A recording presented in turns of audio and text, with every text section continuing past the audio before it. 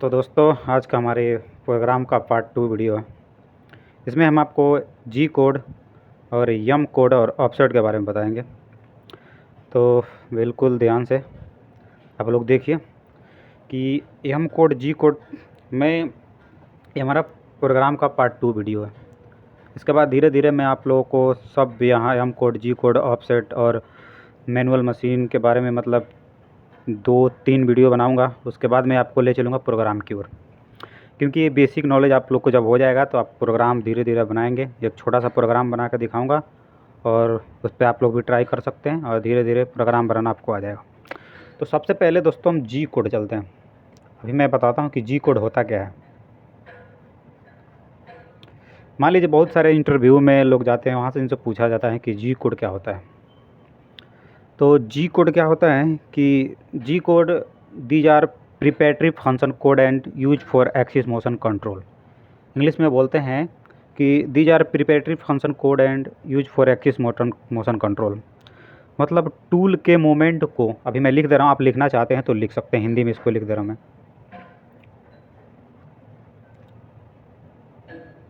Tool के moment को control करने के लिए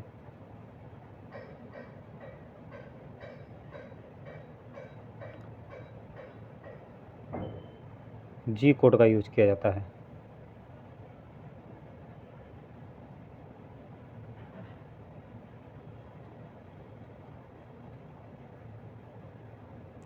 यूज किया जाता है, इसको समझिए। जो हमारा टूल चलता है, जैसे हमारा कंपोनेंट है,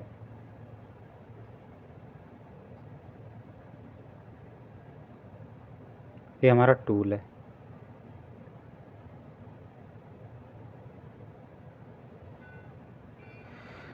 तो ये हमारा कंपोनेंट है और ये हमारा टूल है। तो जो कोड इसका मोमेंट होता है, टूल इधर आता है, जैसे होम पोजीशन है टूल हमारा, होम पोजीशन पे यहाँ से टूल हमारा जब ये कंपोनेंट के पास में आता है तो ये जो मूवमेंट करता है आगे पीछे ऊपर नीचे, तो इसमें जो मूवमेंट करता है ये जी कोड के माध्यम से करता है। क्योंकि जब भी हम कोड को वैल्यू देते हैं कि जी जीरो एक्स 100.0 और जेड 50.0, ये वैल्यू जब हम डालते हैं तो हम डालते कहाँ हैं? कोड मशीन में डालते हैं। तो कौन सा मशीन में? सीएनसी मशीन में डालते हैं तो जी कोड। अभी हमने लिखा है जी0, इसके आगे जी है। जी कोड को मशीन के अंदर डालते हैं तब ये मूवमेंट करता है कि होम पोजीशन से टूल के 100 mm आगे और जेड में 50 mm दूर आके यहाँ खड़ा होता है। तो जी कोड के द्वारा ये ऑपरेट हो रहा है, जी कोड के द्वारा ये सीएनसी मशीन में चल रहा है। तो इसलिए हमने लिखा है कि टूल के मोमेंट को कंट्रोल करने के लिए जी कोड का यूज किया जाता है। तो अभी आप लोग समझ गए हैं कि जो टूल है उसको मोमेंट के, टूल को चलाने के लिए, ये भी बोल सकते हैं कि टूल को चलाने के लिए जी कोड का यूज किया जाता है। अब इसमें दो मोमेंट होता है। एक्सिस कुछ लोग को पता ही होगा और जो नए हैं उनको मैं बता दे रहा हूँ। सीएनसी मशीन में दो एक्सिस होती है, सैंपल वाली की बात कर रहा हूँ। एक टूल हमारा ऐसे मोमेंट करता है, ऐसे। एक हमारा टूल ऐसे मोमेंट करता है, ऐसे मतलब ऐसे। एक ऐसे मोमेंट करेगा और एक टूल ऐसे मोमेंट करेगा। जैसे ये टूल हो गया हमारा,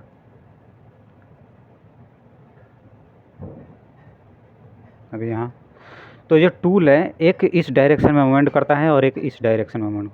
इसको एक्स एक्सिस बोलते हैं, इसको जेड एक्सिस। मतलब ये टूल अगर ऐसे चल रहा है ऐसे, तो ये हमारा जेड एक्सिस है, और ये टूल हमारा ऐसे कटिंग कर रहा है ऐसे, तो ये हमारा एक्स एक्सिस है। तो आप लोग को समझ गया होगा कि ये टूल के मोमेंट को कंट्रोल करने के लिए जी कोड का यूज किया जाता है। तो आप लोगों ने लिख भी लिया होगा। तो चलिए अब चलते हैं हम जी कोड की ओर। पिछले वीडियो में हमने जी0 और जी01 के बारे में बताया था, तो फिर से हम बता दे रहे हैं कि रिपीट है। जी01 का यूज फ्री मोमेंट में, टूल को फ्री मोमेंट में लाने के लिए इसका यूज़ किया जाता है। जी01 में कटाई होती है, ये भी मैंने कल पिछले वीडियो में आप लोग को बताया होगा। जो नहीं देखे वो पार्ट 1 देखें, इनको वहाँ बेसिक हमने बताया था जी01। इसके बाद हमारा आता है जी03, सर्कुलर इंटरपोलेशन क्लॉकवाइज, CIRCULR,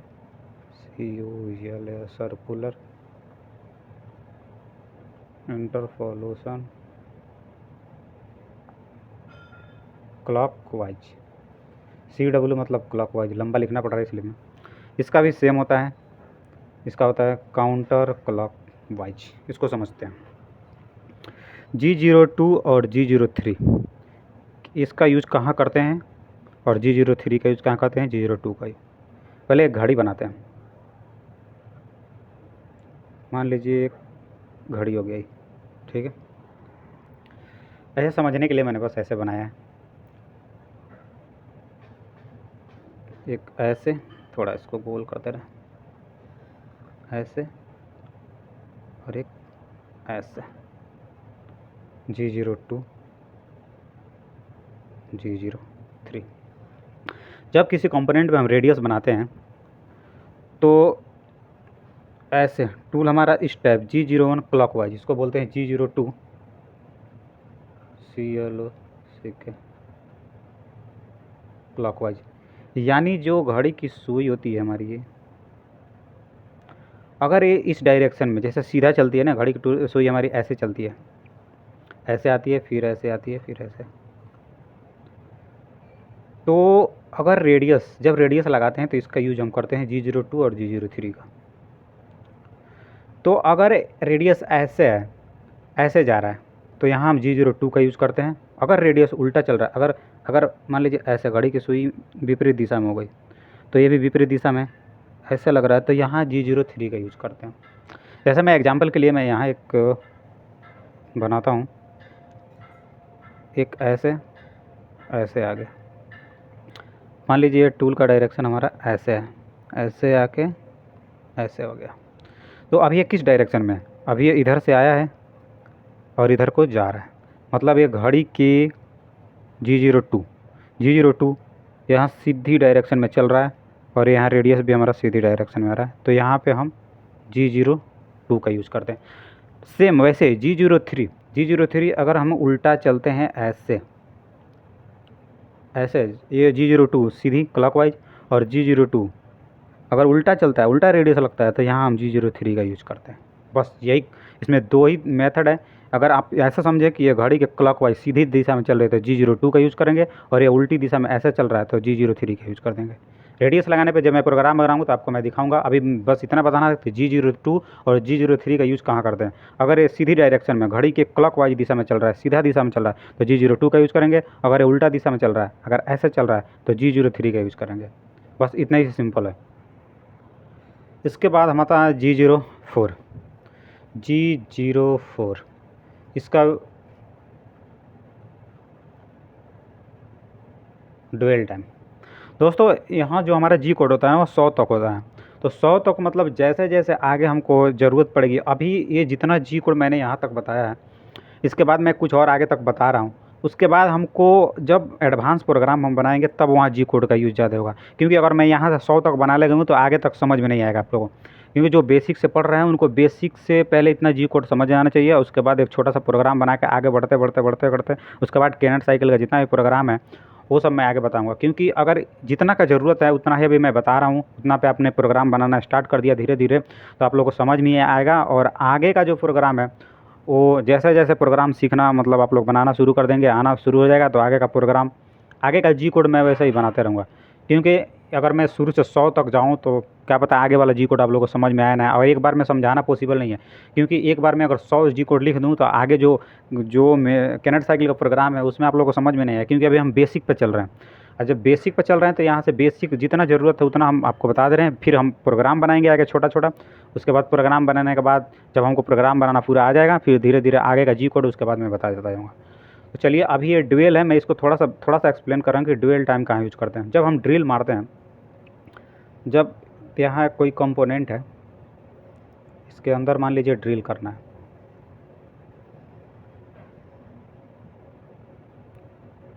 ये मान लीजिए हमारा ड्रिल है। तो ये ड्रिल क्या होता है कि जब ये इसका प्रोग्राम हम बनाते हैं, इसके अंदर जब ड्रिल जाता है तो कुछ सेकंड के लिए ड्रिल को यहाँ खड़ा करना पड़ता है कि मतलब जो अच्छे से फिनिशिंग आए, स्मूथ बने। तो वहाँ हम यहाँ G04 का यूज़ करते हैं ड्यूल टाइम। कुछ मिली सेकेंड के लिए यहाँ रोकने के लिए हम G04 का यूज़ करते हैं। इसका जब मैं प्रोग्राम बनाऊंगा तब भी बताऊंगा। बस इतना समझिए कि ये जब ड्रिल होता है, ड्रिल के टाइम में इसको मिली सेकेंड के रोकने के लिए इसको G04 का यूज़ करते हैं। अभी मैं एक और कोड लिखा है G20 और G21। G21। तो अब चलिए इसको समझते हैं पहले G20 को। G20 और जी लिखना है दोस्तों। जब ये मशीन में डालते हैं तो इसका होता है programme value in inch.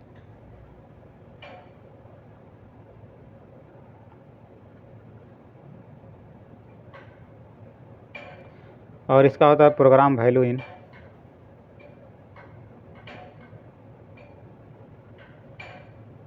mm। हमारी मशीन जो भी हम वैल्यू डालते हैं वो mm में रीड करती हैं। बहुत जगह इसका प्रोग्राम का वैल्यू इंच में डाला जाता है, क्योंकि ये अपने देश में तो जितना है सारा यहाँ mm में ही चलता है। तो जो प्रोग्राम बनाते हैं तो उसके वैल्यू हम डालते हैं कि program value in inch, program value in ये G20 ये डालने के बाद हमको पता, मशीन को ये पता चलता है कि जो भी प्रोग्राम हम डाल रहे हैं उसकी वैल्यू हमको mm में रीड करना है, mm में बनाना है। तो बस इसका ये G20 और J20 को बस ये होता है कि अगर इंच में डालना है तो G20 का यूज़ करते हैं, और mm में डालना है तो G21 का यूज़ करते हैं। ये वैल्यू मशीन में पहले से सेट रहता है, लेकिन फिर भी हम अगर मशीन अगर रीड नहीं कर रही है, अगर वो अलार्म आ रहा है या मांग रही है, तो यहाँ पे वो वैल्यू डालना पड़ता है। स्टार्टिंग में प्रोग्राम वैल्यू इन mm तो G21 लगाएंगे। उसके बाद का कोड हमारा आता है होम पोजीशन G28।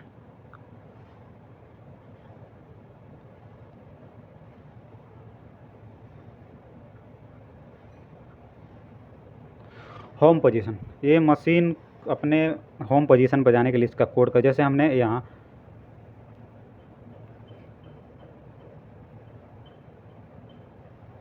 ये हमारा कंपोनेंट है, यहाँ से बनने जैसे टूल हमारा आ रहा है, यहाँ कटिंग कर लिया। कटिंग करने के बाद अब इसको पूरा पुनः होम पोजीशन पे, जहाँ से स्टार्ट करके टूल आया हमारा, यहाँ से फिर अपने होम पोजीशन में जहाँ से चलना स्टार्ट किया, फिर यहाँ से कटिंग करने के बाद जैसे यहाँ से कटिंग कर लिया, यहाँ से फिर अपने होम पोजीशन पे वापस चला जाए। तो इस होम पोजीशन पे भेजने के लिए यहाँ G28 का यूज़ करते हैं। जब प्रोग्राम बनाएंगे तब आपको समझ में आ जाएगा पूरा कि कैसे यूज़ करते हैं। अभी एक सिंपल प्रोग्राम बनाएंगे जब, अभी इतना समझिए कि G20 का यूज मशीन को होम पोजीशन करने के लिए यूज़ किया जाता है। उसके बाद हमारा था G31 एस्केप फंक्शन।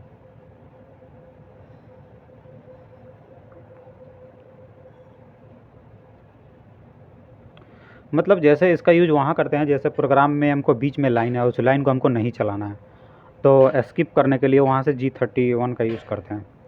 तो ये प्रोग्राम की बात है, अलग की बात है, अभी इसका यूज नहीं है, लेकिन फिर भी बता रहा हूँ। एस्केप फंक्शन जैसे में एक सीधा सीरियल नंबर का प्रोग्राम है, अगर बीच में वहाँ से हमको नहीं चाहिए, उसको स्किप करना है, उसको डिलीट नहीं करना है, लेकिन स्किप कर देंगे तो वो लाइन हमको आगे रीड नहीं करेगा, तो इसके लिए स्किप फंक्शन का यूज़ करते हैं G31।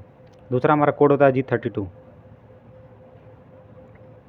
ए threading, single threading cycle.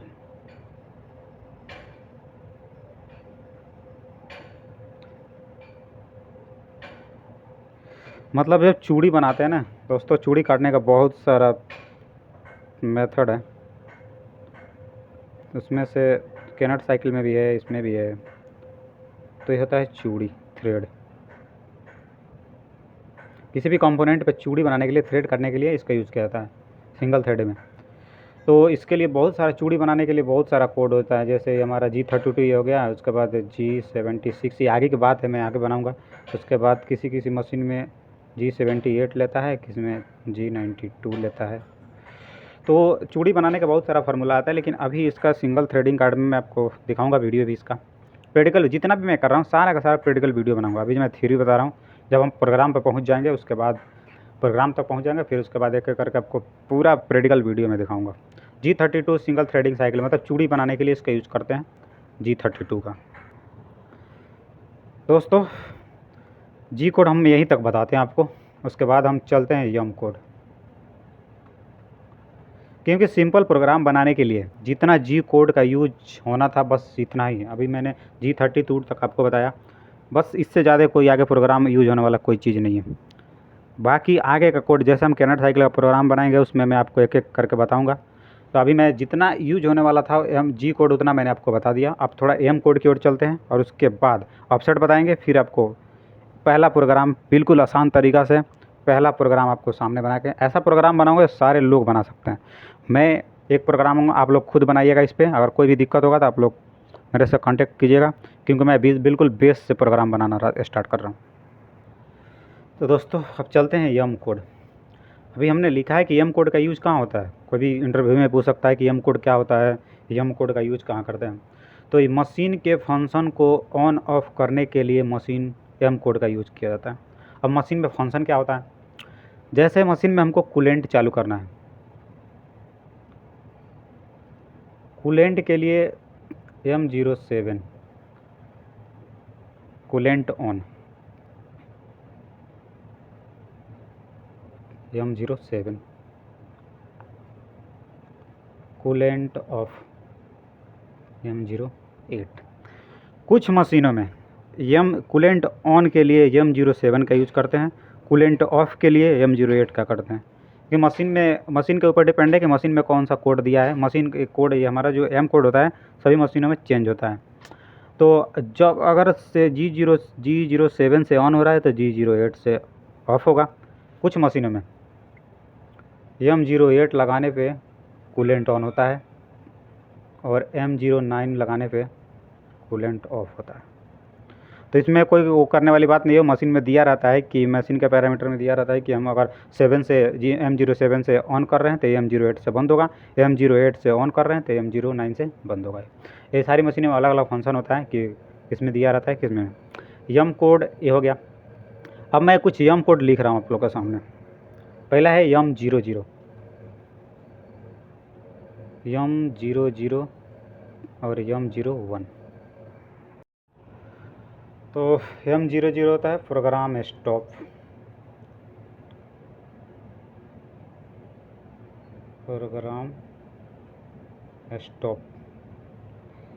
M0 का प्रोग्राम ऑप्शनल स्टॉप। M01 होता है प्रोग्राम,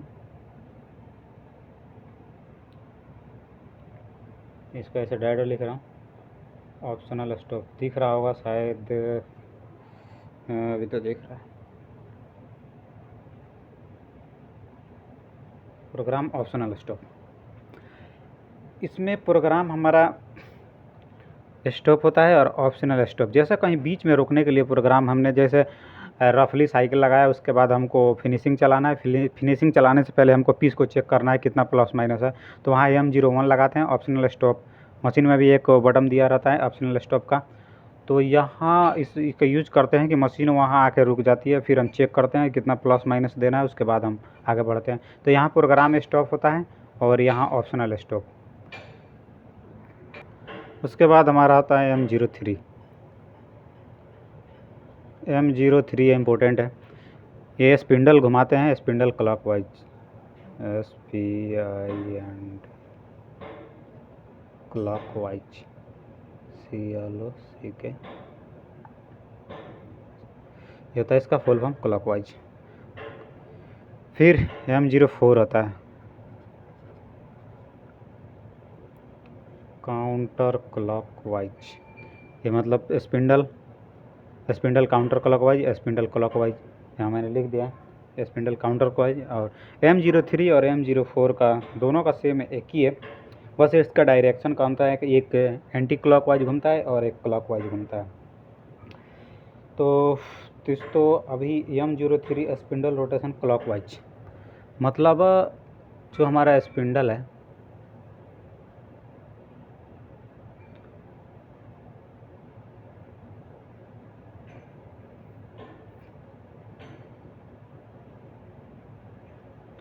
ये हमारा ये डायरेक्शन है और ये डायरेक्शन है। मतलब अगर उसको सीधा घुमाना हो, जैसे घड़ी की दिशा में हम लोग घुमाते हैं, तो स्पिंडल M03 का यूज़ करते हैं और M04 का यूज़ काउंटर क्लॉक। मतलब अगर उल्टा घुमाना है, अगर उसको हम उल्टा घुमा रहे हैं, ऐसे उल्टा घूम रहा है तो ये हमारा M04 में घूमेगा। अगर ऐसे सीधा घूम रहा है तो ये M03 क्लॉकवाइज सीधा, और ये M04। बस इतना समझना है कि सीधा घुमाना है तो M03 लगाएंगे और ये उल्टा घुमाना है तो M04 लगाएंगे। बस इतना याद रखिएगा। M03 M04 का यूज़ होता है कि स्पिंडल को सीधा घुमाने के लिए M03 का यूज़ करते हैं, और M04 अगर उल्टा घुमाना है तो M04। उसके बाद हमारा आता है M04 के बाद M05। SPINDL spindle. तो फिर हमने लिखा है M05 स्पिंडल। जब हम घुमा रहे हैं एंटी क्लॉकवाइज या क्लॉकवाइज दोनों डायरेक्शन में, अगर रोकना हो स्पिंडल को तो M05 लगाएंगे और स्टॉप कर देंगे। किसी भी डायरेक्शन में घूम रहा है M03 में या M04 में, तो इसको रोकने के लिए M05 लगा देंगे तो यह किसी भी डायरेक्शन में घूम रहा है वो स्पिंडल हमारा रुक जाएगा। उसके बाद अभी हमने आपको M07 और M08 को बताया CW coolant on, coolant off, RM program stop and reset, stop and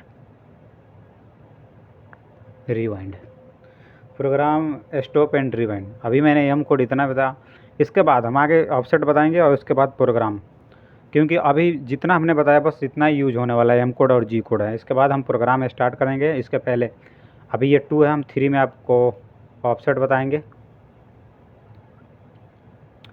offset के बाद हम प्रोग्राम सीधा स्टार्ट करेंगे, एक छोटा छोटा प्रोग्राम बनाना स्टार्ट करेंगे। तो जितना भी हमने आपको M कोड और G कोड बताया तो आप उसको याद कर लीजिए या समझ लीजिए। बिल्कुल आसान तरीक़ा से मैंने बनाया है, सिंपल बताया है। इसके बाद हमारा प्रोग्राम का एक वीडियो स्टार्ट करेंगे, और आपको कोई भी दिक्कत हो तो हमने ये नंबर लिखा है, दिख रहा होगा यहाँ, आप लोग व्हाट्सअप कर सकते हैं या कमेंट कर सकते हैं। मैं उस आपको जो भी दिक्कत होगी, प्रॉब्लम होगी, उसको मैं बताऊँगा। तो चलिए पार्ट 3 में हम आपको ऑफसेट बताएंगे, उसके बाद हम प्रोग्रामिंग स्टार्ट करेंगे।